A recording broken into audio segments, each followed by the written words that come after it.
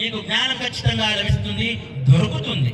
అందుకే ఇంకొక విషయము అన్నదానం గురించి, నిత్యానందకరి మహాభయకరి సౌందర్య రత్నాకరి నిర్ధూతాకిల ఘోర పావనకరి ప్రత్యక్ష మాయేశ్వరి నిత్యానందకరి.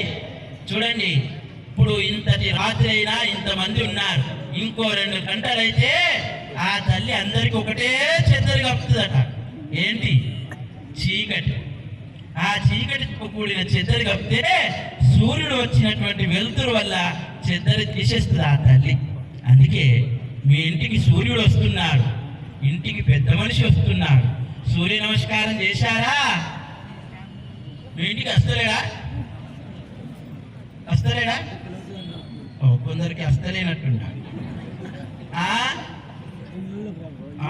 మీ ఇంటికి కూడా వస్తున్నాడు, అందుకే సూర్యుడికి నమస్కారం.